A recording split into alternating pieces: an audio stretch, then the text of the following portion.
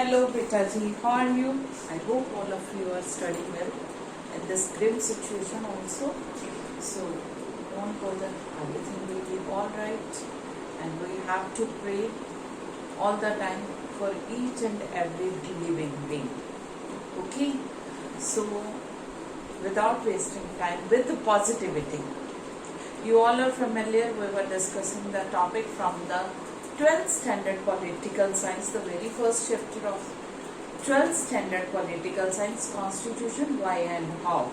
Today is the concluding, second part and concluding video of this chapter. As you are familiar, we were discussing about the constitution, okay, basic values, ideals enshrined in our Indian constitution. In our today's topic, we are going to discuss how Indian constitution were framed, under what circumstances and situation, and who framed the constitution and how. Okay, so without wasting time, let's begin with today's topic. Okay, the very first is, how was the Indian constitution made, हमारा India का constitution कैसे बना था, किस तरह से. I want to tell you here one thing that Indian constitution बना तो बहुत deliberate discussion. Okay, 3 year, almost 3 year लगे हैं, but it's at example for the whole world also, क्योंकि बहुत ज्यादा डिटेल डिस्कशन, डिबेट और पेशेंस का वर्क था.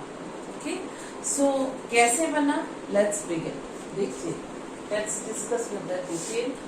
Indian Constitution was made by a Constituent Assembly. अब ये समझ लो बेटा, Constituent Assembly कैसे बनी. Okay, Constituent Assembly हमारी बनी थी, ब्रिटेन का कैबिनेट मिशन आया था.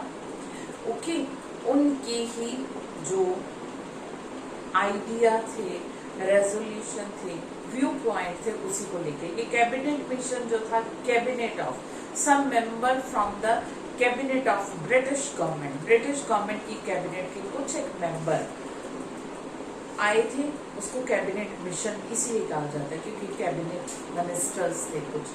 ओके, सो उन्होंने ये प्रपोजल रखा था कॉन्स्टिट्यूएंट असेंबली का, जो इंडिया का कॉन्स्टिट्यूशन बनाएगी, और इसका फ्रेमवर्क पहले ही the government of India act 1935 के अकॉर्डिंगली ये काम करेगी. ओके, प्रोविंशियल असेंबली कैसे, क्यों, we will discuss in detail. और उसके अकॉर्डिंगली हमारी कॉन्स्टिट्यूएंट असेंबली बनी थी 1946 में. At that time there was no two nation theory.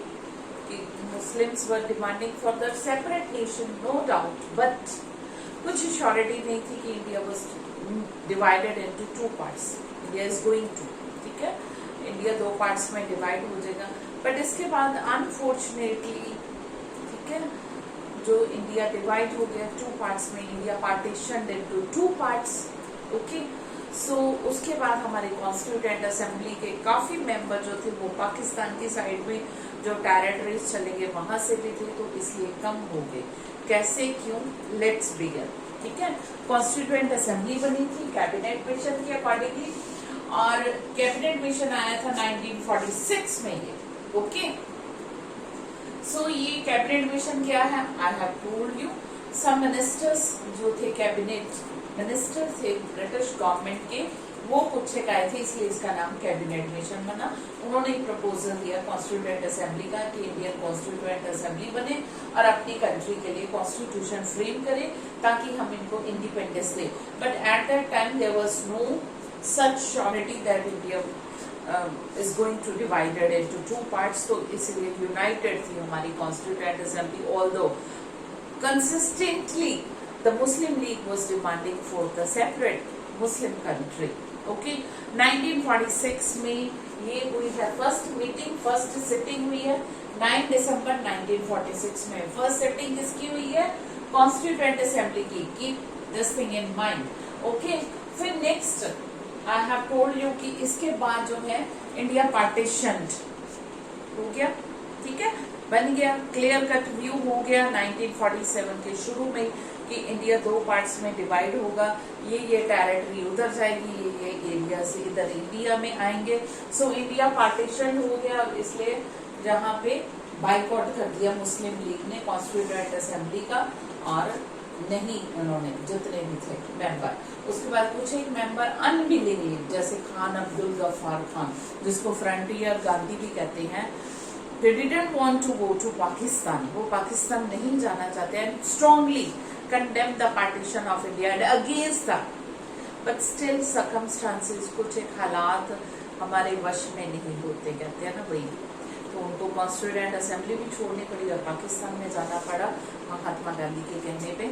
सो अब पार्टीशन हो गया, ठीक है, तो मेंबर चले गए कुछ एक उधर, अब दोबारा रीअसेंबल हुई है, दोबारा से मिले हैं ये कब, 14 अगस्त 1947, इंडिया की इंडिपेंडेंस से एक दिन पहले।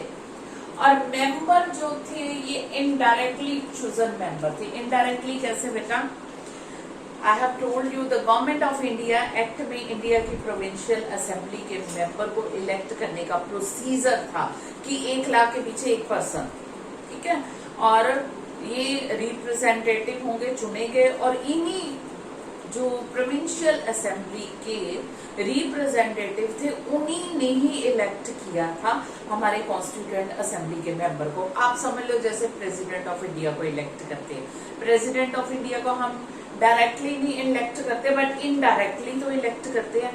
कैसे, क्योंकि जिन एमएलएस को एमपीस को हमने वोट डाला है वही मेंबर तो आगे जाके इलेक्ट करते हैं प्रेसिडेंट को।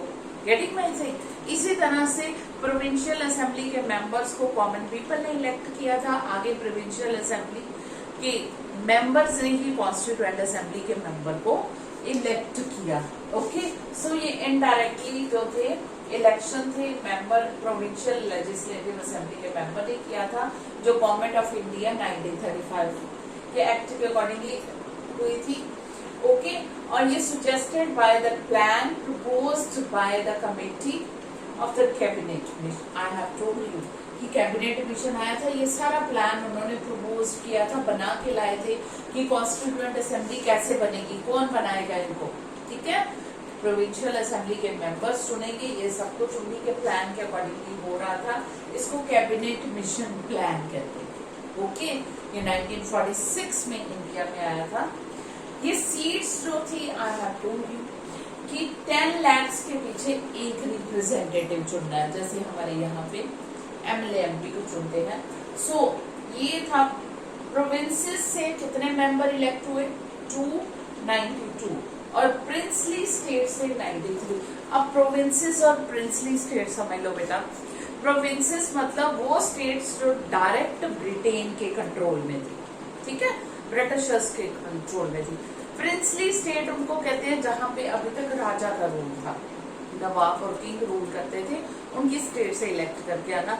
ये भी आई have told you this one also कि 1857 के रिवोल्ट के बाद ब्रिटिशर्स ने इंडियंस को प्रॉमिस किया था कि उनकी टेरिटरीज को अनेक्स नहीं करेंगे, नहीं छीनेंगे, ब्रिटिश टेरिटरी में नहीं मिलाएंगे।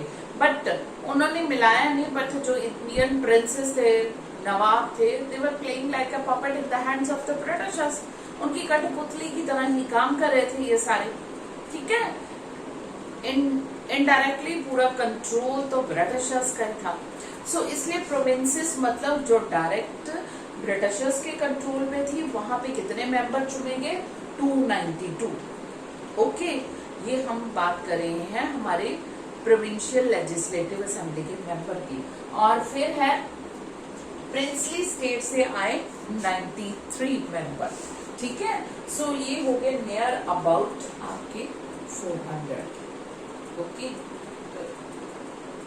Getting my thing. So next है हमारा सीट्स जो थी हर प्रोविंस की, ये distributed among the 3 main communities.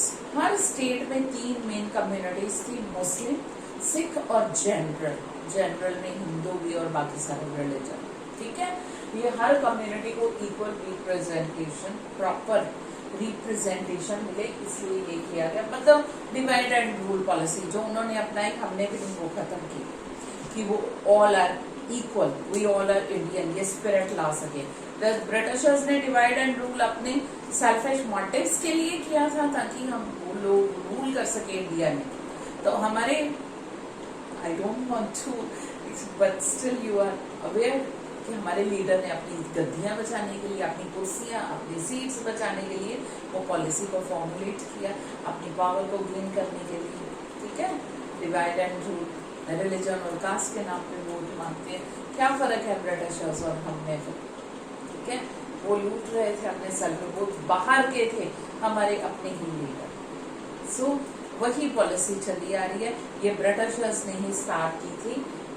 Communities के अकॉर्डिंगली, सिख, मुस्लिम और जनरल कम्युनिटी के अकॉर्डिंगली रिप्रेजेंटेशन, और हर कम्युनिटी को है ये पूरा इक्वल रिप्रेजेंटेशन बने। और ये जो है consultation in the provincial state, ये सारा जो होगा, ठीक है, इलेक्शन का प्रोसीजर, किस तरह से रिप्रेजेंटेशन मिलेगा, ये प्रिंसली स्टेट से पूरी कंसल्टेशन के बाद जहाँ पे नवाब है उनसे सलाह ली जाएगी। और ये proportionate single transferable voting system, जैसे हमारे प्रेसिडेंट का, watch the video president, election of president. अब है हमारी composition of CA. CA means constituent assembly. हमारी कॉन्स्टिट्यूएंट असेंबली की कंपोजिशन कैसी थी? हमारी कॉन्स्टिट्यूएंट असेंबली में मेंबर जो थे 309, ठीक है, 310 के अप्रोक्सीमेटली थे। फिर इंडिया हो गया पार्टीशन, डिवाइड, मेंबर चले गए उधर, कुछ रिड्यूस हो गए यानी कि कम हो गए, और रह गए 299 मेंबर। ठीक है, इनमें विमेन मेंबर भी थे 50। सो ये जो थे कंप्लीटेड, अडॉप्टेड 26 नवंबर। हमारा कॉन्स्टिट्यूशन जो है almost took 3 years to frame our constitution. हमारे कॉन्स्टिट्यूशन को बनने में लगभग 3 साल रहे हैं, 3 सालों की मेहनत है। और एट 26 नवंबर 1949 को हमारा कॉन्स्टिट्यूशन कंप्लीट हो गया। We are familiar that we are celebrating the 26th November as a Constitution Day every year. Okay? क्योंकि हमारा इस दिन कॉन्स्टिट्यूशन कंप्लीट हुआ। But we adopted our constitution, enacted our constitution on 26 January 1950. Why is this so? बेटा क्योंकि 1929 में Lahore session हुआ था पंडित जवाहरलाल नेहरू जी के प्रेसिडेंटशिप में। तो ये वहां पे डिसाइड किया गया, कंप्लीट इंडिपेंडेंस का रेजोल्यूशन पास हुआ, and this was decided that every year 26 January we will celebrate as our independence day. और 1930 से 26 जनवरी 1930 से हम लोग इंडिपेंडेंस डे सेलिब्रेट करते आ रहे थे। बट हमें इंडिपेंडेंस मिल गई 15 अगस्त को। सो इंडिपेंडेंस तो हमारी होगी 15 अगस्त को, हम लोग इंडिपेंडेंस डे सेलिब्रेट करते हैं। बट वी इंडियन जो हम लोग सेलिब्रेट करते आ रहे थे right from the 1930, 26 January as a independence day, we want to commemorate this day, we want to celebrate this day continuously, ठीक है, as it is. So we decided to enact our constitution on 26 January. ठीक है तो 2 महीने की बात थी, 26 दिसंबर जनवरी, तो 2 महीने वेट करने को रखा गया और 26 जनवरी को एनेक्ट किया। और हम लोग रिपब्लिक डे, ताकि जो सेलिब्रेशन 1930 से चलती आ रही है वो सेलिब्रेशन चलती रहे। Getting my thing? That's why we enacted our constitution on 26 January 1930। Okay, यहाँ पे जब इंडिया का कॉन्स्टिट्यूशन कंप्लीट हुआ 26 नवंबर 1949 को, 299 टोटल मेंबर में से 284 प्रेजेंट थे उस टाइम, और उन्होंने उस पे साइन किए हैं 24 जनवरी 1950। जब फाइनल हो गया कि 26 जनवरी को अब इनेक्ट होने जा रहा है, तो 284 मेंबर प्रेजेंट थे जिन्होंने साइन किए हैं हमारे कॉन्स्टिट्यूशन के ऊपर कॉन्स्टिट्यूएंट असेंबली में। और इस तरह से हमारा कॉन्स्टिट्यूशन केम इनटू फोर्स, लागू हो गया 26 जनवरी 1950 को। Why our constitution was enforced on 26 January? This I have explained to you, and you have to memorize this one also. This is very very important. Then here 28 members जो थे ये SC schedule caste category से थे। कांग्रेस जो थी constituent assembly में सबसे ज्यादा डोमिनेट करी थी, 82% मेंबर उसी के थे। बट कांग्रेस डजंट मीन की एक ही कैटेगरी थे, कांग्रेस में बहुत ज्यादा वैरायटी थी। कांग्रेस क्योंकि उस टाइम की सिंगल पार्टी थी। आपको पता है इंडिपेंडेंस के बाद भी काफी लंबे टाइम तक इंडियन पॉलिटिक्स में कांग्रेस का ही डोमिनेंस रहा है, रोब रहा है, दबदबा रहा है। तो इंडिपेंडेंस से पहले तो बहुत होगा, बट इन कांग्रेस में बहुत ज्यादा वैरायटी और वर्सैलिटी थी। बहुत ज्यादा डिफरेंट कास्ट, रिलीजन, रीजन के लोग। अगर हम कहें 82% मेंबर कांग्रेस के थे, that doesn't mean those belong to the single religion और single community. There so much diversity in the Congress also. So इसलिए ये जो थे 28 मेंबर शेड्यूल कास्ट के रखे गए, क्योंकि वी आर फेमिलियर कि ऑलरेडी उनको बहुत ज्यादा सफर करना पड़ा है कास्ट के नाम पे। उनको जस्टिस मिले, न्याय मिले, उनकी वेलफेयर के लिए भी कुछ लॉज हो, प्रोविजंस हो इंडियन कॉन्स्टिट्यूशन में, इसलिए क्योंकि only the wearer know where the shoe pinches. तो उनको कितनी प्रॉब्लम है ये वही बता सकते हैं, और इसीलिए वैसे ही। Then moving to the next, हमारी द प्रिंसिपल ऑफ डेलिब्रेशन। हमारा जो कॉन्स्टिट्यूशन था, serious discussion, long discussion, logical discussion और पेशेंटली। ये नहीं है, एक एक चीज को लेकर, सिंगल मैटर पे लेकर लॉन्ग डिस्कशन हुई है, चाहे कि किस फॉर्म की गवर्नमेंट हो, पावर्स कैसे हो, सेंटर स्टेट गवर्नमेंट में पावर डिस्ट्रीब्यूशन कैसे हो, रिलेशनशिप कैसा हो, जुडिशरी की पावर क्या हो, इंडिपेंडेंटली काम करे, चेक एंड बैलेंसेस कैसे हो, फंडामेंटल राइट कॉमन पीपल के। बट एक चीज थी, लॉन्ग डेलिब्रेशन के बावजूद जिसपे सारे एग्रीड थे, there was no discussion, no time taken, और वो था यूनिवर्सल एडल्ट फ्रेंचाइज। ठीक है, introduction of universal adult suffrage. उस टाइम पे 25 की एज थी कि इंडिया में जो भी 25 की एज से ऊपर है उनको वोट का right, without any discrimination of caste, colour, creed, religion, region. At that time, this was quite a courageous step taken by the member of Constituent Assembly, क्योंकि इंडिया में पॉवर्टी, इग्नोरेंस, इलिटरेसी एंड गरीबी तो थी, जिसमें हजारों करोड़ रुपए election में खर्च हो जाता। तो लगता था कि ये डेमोक्रेसी का जो सपना है और ये वोटिंग का है, ये सब कुछ पूरा नहीं हो पाएगा बहुत जल्दी, क्योंकि हमारा कॉन्स्टिट्यूशन जो था, आपको पता है कितना ब्लड शेड, कितना पेनफुल हमारा पार्टीशन था।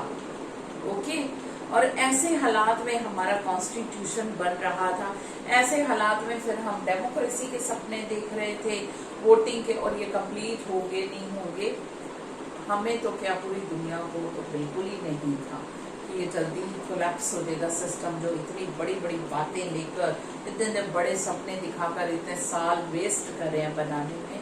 So but we proved each and every one wrong. Okay, so next है प्रोसीजर। अब हमारे कॉन्स्टिट्यूशन बनाने का बहुत लॉन्ग डिटेल प्रोसीजर था।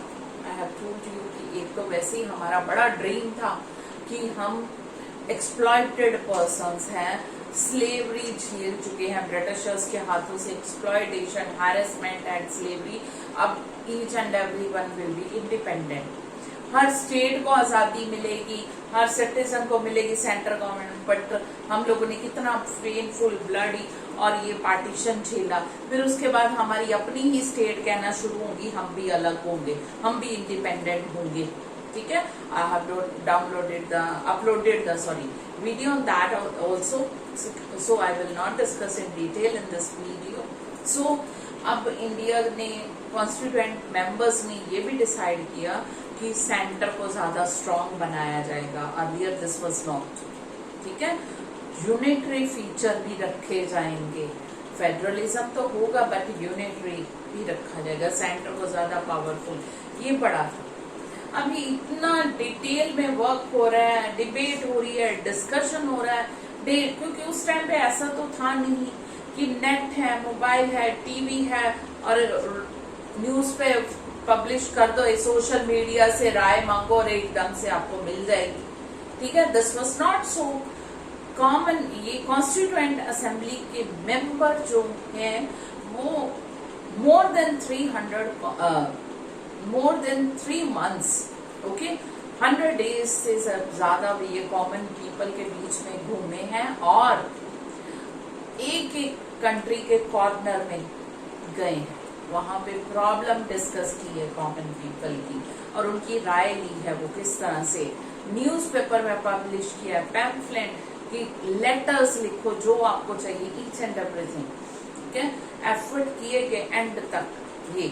और इसके लिए 8 कमेटीज बनाएगी जो एक एक प्रॉब्लम इशू को देखेंगे और इन कमेटी के जो प्रिसाइडेड बाय या चेयरमैन जो थे इन कमेटीज के, 8 कमेटी थी कॉन्स्टिट्यूएंट असेंबली की और ये इनके अंडर काम करती थी पंडित जवाहरलाल नेहरू, सरदार पटेल, B.R. अम्बेडकर और डॉक्टर राजेंद्र प्रसाद इनके चेयरमैन थे। सारी कमेटी जो थी, all this committees were chaired by Pandit Jawaharlal Nehru, Sardar Patel, Vallabh bhai Patel, doctor Rajendra Prasad and B.R. Ambedkar. अब ये राइट फ्रॉम द बिगिनिंग रहा है। B.R. अम्बेडकर जो थे वो कॉन्स्टिट्यूएंट असेंबली का मेंबर ही नहीं बनना चाहते थे, he was strongly against the Congress also, क्योंकि डाउन ट्रोडन कास्ट से थे और सफरर थे और वो नहीं, बट एक दूसरे के साथ एग्री नहीं होने के बावजूद, सीरियस डिस्कशन डिबेट नहीं होने के बावजूद B.R. अम्बेडकर जो है वो मान गए कॉन्स्टिट्यूएंट असेंबली का मेंबर बनने के लिए, नॉट ओनली, और वो ड्राफ्टिंग कमेटी के चेयरमैन भी बने हैं। और Mahatma Gandhi ji was also happy कि वो जो हैं वो SC/ST जिसको हम लोग डाउन ट्रोडन कहते हैं या निग्लेक्टेड कहते हैं, उनके वेलफेयर के लिए देखें, खुद काम करें और करवाएं कॉन्स्टिट्यूएंट असेंबली के, ठीक है। जो ऑपोजिट थे वो भी इकट्ठे बैठ के काम करें, ठीक है। जो एक दूसरे के व्यू पॉइंट से सहमत नहीं थे वो भी इकट्ठे बैठ के काम करें कॉन्स्टिट्यूएंट असेंबली का, ऐसा सिनेरियो था। Last topic that is inheritance of nationalist movement. हमारा आपको पता है national struggle movement, independence struggle बहुत लंबा चला है, कितने हमने दुख मुसीबतें, एक सपने के साथ हमारी एक ड्रीम था, ठीक है, जो सच होने जा रहा था। आज़ादी हमारा बहुत बड़ा सपना था जो सच होने जा रहा था और हम अपने हाथों से कॉन्स्टिट्यूशन बना रहे थे। जो हमने सपने देखे थे, इंडियंस ने सपने देखे थे, वो पूरे हो जाए, इसके लिए कॉन्स्टिट्यूएंट असेंबली के ईच एंड एवरी मेंबर की ये कोशिश थी कि हर वो प्रोविजन रखी जाए जो इंडियंस चाहते हैं, उनके टाइप की गवर्नमेंट, फंडामेंटल राइट या जो भी, ठीक है, universal adult franchise, directive principle of state policy, each and everything हमने कहां से किस तरह से फॉलो किया, that I will upload in the next video when I am going to discuss the important question from this chapter, okay. So ये जो था सबसे पहले हमारा कॉन्स्टिट्यूएंट असेंबली का काम स्टार्ट हुआ ऑब्जेक्टिव रेजोल्यूशन से। ये ऑब्जेक्टिव रेजोल्यूशन एक प्रस्ताव जो था वो पंडित जवाहरलाल नेहरू जी ने कॉन्स्टिट्यूएंट असेंबली में रखा है 1946 में, जब हमारा कॉन्स्टिट्यूशन का काम शुरू हुआ है, ठीक है। और यहाँ पे ये रेजोल्यूशन रखा गया कि हमारे एम क्या है, ऑब्जेक्टिव्स क्या है, कौन से हम लोग आइडियल्स लेके ये काम करने शुरू करें। ये ideal liberty, equality, fraternity, democratic spirit, sovereignty, socialism, जो सारे आइडियल्स हमारे प्रीएम्बल में एनश्राइंड है, उनको सामने रखकर ये एक हिस्टोरिक रेजोल्यूशन था। और इसको सामने रखकर उन्होंने पढ़ा कि हमारे ऊपर बहुत ज्यादा जिम्मेवारी है, बहुत बड़ा काम है कॉन्स्टिट्यूशन बनाना, और हमने बहुत से कॉन्स्टिट्यूशन से इंस्पायर्ड हुए हैं, हमने बहुत से कॉन्स्टिट्यूशन से अच्छी चीजें ली है, but we haven't copied, okay. जैसे कि हमने जुडिशियल रिव्यू और declaration of human rights America से लिया है, ठीक है।